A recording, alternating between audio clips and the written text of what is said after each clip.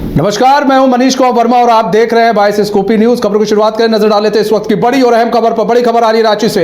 हेमंत सोरेन ने आज नहीं हो पाएगी पूछताछ, तो हेमंत सोरेन से आज पूछताछ नहीं हो पाएगी। ईडी की रिमांड अवधि में 30 मिनट के लिए मिल सकेंगे परिवार के लोग। परिवार के साथ अधिवक्ता भी हेमंत से मुलाकात कर सकते हैं। रात में हेमंत सोरेन की ईडी कार्यालय में रुकने पर भी सुनवाई, दलील सुनने के बाद कोर्ट ने फैसला सुरक्षित रख लिया है।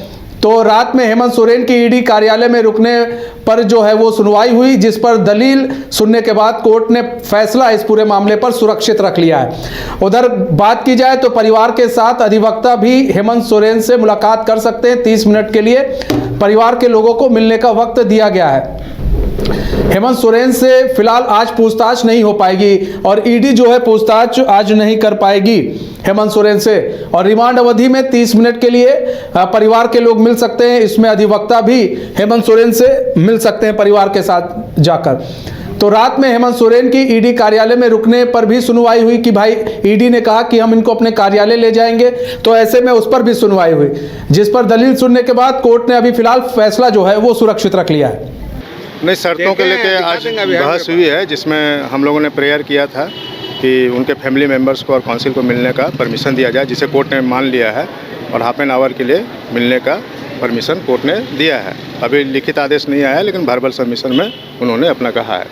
और एक प्रेयर हम लोग का भी था कि नाइट पीरियड के लिए उनको किसी दूसरे जगह में रखा जाए, ना कि ईडी कार्यालय में रखा जाए, जिस पर आदेश सुरक्षित रखा गया कल के लिए।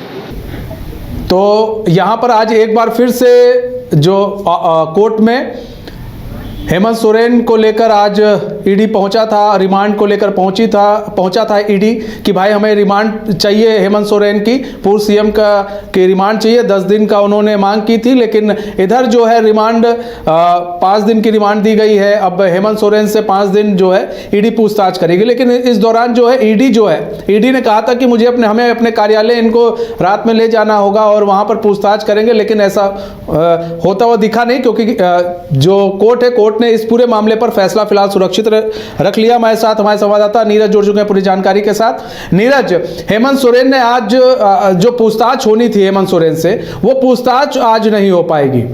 आखिर कोर्ट ने फैसला तो सुरक्षित रखा है, लेकिन क्या कुछ आज जिरे हुई, क्या वजह रही कि फैसला सुरक्षित रखा गया पूरा? देखिए, कल हेमंत सोरेन को पीएमएलए की विशेष अदालत में पेश किया गया था और दोनों ओर से कल पक्ष रखा गया था गिरफ्तारी का आधार को लेकर, और उसी दौरान जो है तमाम बातें निकलकर सामने आई थी कि किस आधार पे हेमंत सोरेन को गिरफ्तार किया गया है। जो राजीव रंजन है, जो हेमंत सोरेन के अधिवक्ता है, उन्होंने बताया था कि हेमंत सोरेन को जिस आधार पर गिरफ्तार किया गया है वो प्रेडिकेट ऑफेंस के अंतर्गत नहीं आता है, लिहाजा जो गिरफ्तारी है वो अवैध है, गलत है, जिसका जो एडिशनल सॉलिसिटर जनरल है अनिल कुमार, उन्होंने विरोध किया था और कहा था कि ये जो है प्रेडिकेट ऑफेंस के अंतर्गत आता है और इससे पहले भी इस मामले में बहुत लोगों की गिरफ्तारी हो चुकी है। तमाम बातें कल की गई थी और फैसला सुरक्षित रख लिया गया था और हेमंत सोरेन को न्यायिक हिरासत में होटवार जेल भेज दिया गया था। आज फैसला आया है, 5 दिनों का जो रिमांड है वो ईडी को मिला है पूछताछ करने के लिए, लेकिन कल ही एक स्पेशल पिटीशन जो है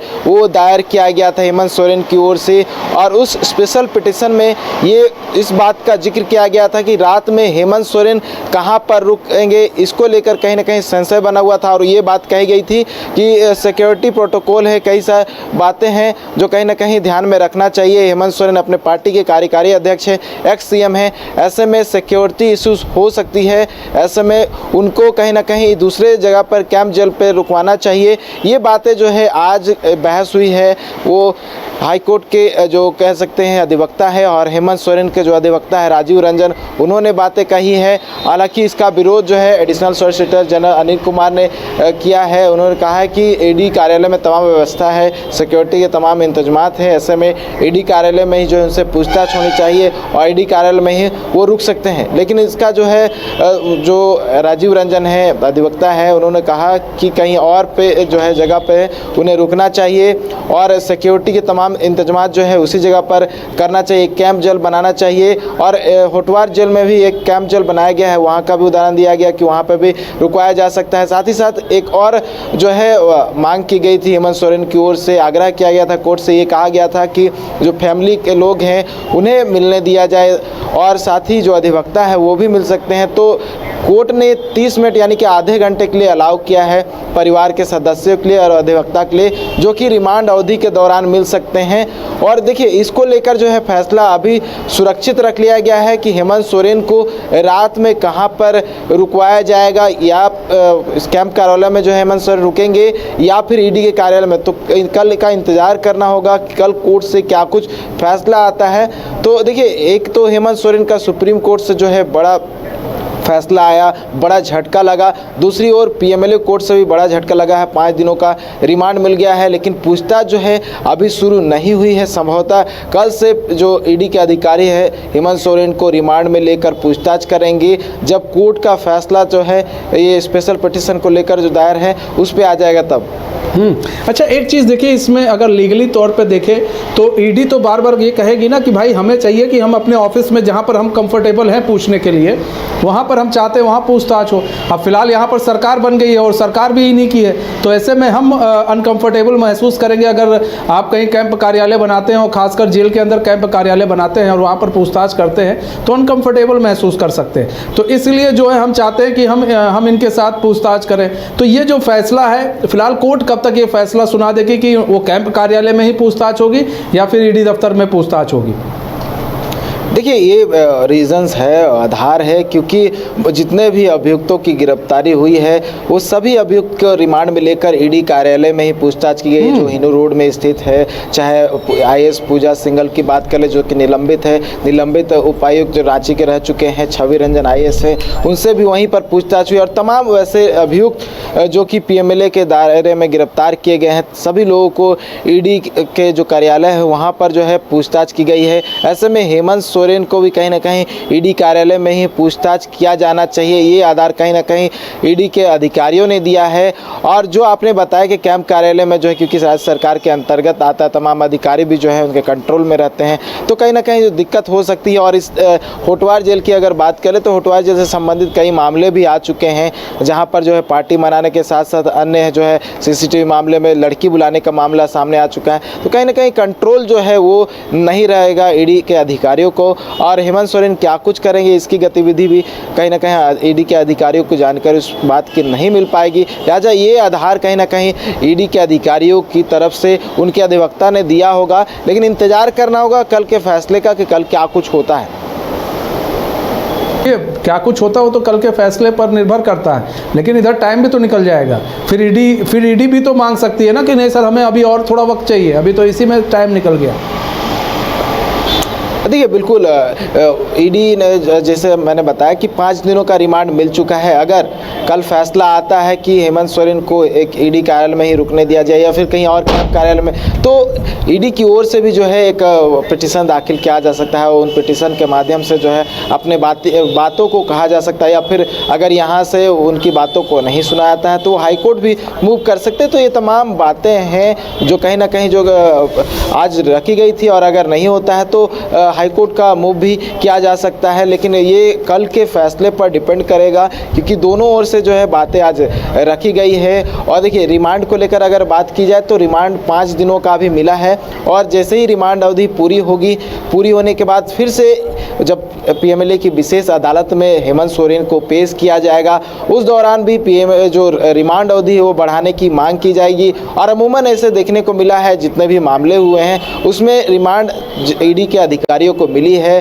और अवधि बढ़ी है और उस अवधि में पूछताछ भी हुए, कई इनपुट भी मिले हैं। तो हेमंत सोरेन मामले में भी संभवतः रिमांड अवधि पूरी होने के बाद एक बार फिर से ईडी के अधिकारी पूछताछ कर सकते हैं, रिमांड के लिए पीएमएलए कोर्ट से आग्रह कर सकते हैं। अच्छा देखिए देखिए यहाँ पर अगर लीगली प्रोसेस से तो अब गुजरना पड़ेगा, कुछ भी हो जाए हेमंत सोरेन को लीगली प्रोसेस से गुजरना पड़ेगा।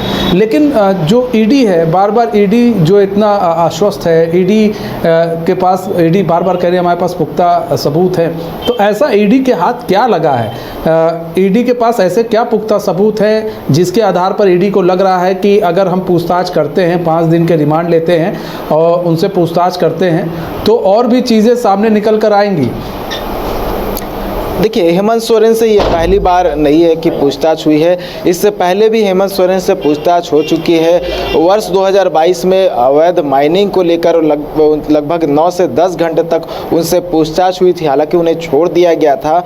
और उस समय भी हेमंत सोरेन का नाम आया था। जो पंकज मिश्रा, जो साहेबगंज के विधायक प्रतिनिधि हैं, उनके आवाज़ से हेमंत सोरेन का साइन किया हुआ ब्लैंक चेक मिला था, जो कहीं ना कहीं एक आधार बना था, जिसके आधार पर हेमंत सोरेन से ईडी के अधिकारियों ने पूछताछ की थी। उसके बाद कई और मामले थे और इनपुट्स लिए गए थे, बहुत लोगों की गिरफ्तारी हुई थी, उसमें भी हेमंत सोरेन का नाम सामने आया था। और ज़मीन घोटाला का मामला, जबकि 13 अप्रैल 2022 को जब झारखंड, बिहार और पश्चिम बंगाल के ठिकानों पर छापेमारी की गई, उस दौरान जो है सामने आया और बहुत लोगों की गिरफ्तारी हुई। उस दौरान पता चला कि हेमंत सोरेन की भी कहीं ना कहीं संलिप्तता है। जो बड़गाई के सीआई है भानु प्रताप प्रसाद, उनके आवाज़ से कई पेटियां जो कागजात है वो बरामद किए गए थे और इन कागजात में हेमंत सोरेन के भी कागजात मिले थे, और जिस आधार पर हेमंत सोरेन को लगातार समन भेजा जा रहा था पूछताछ के लिए, जो हेमंत सोरेन लगातार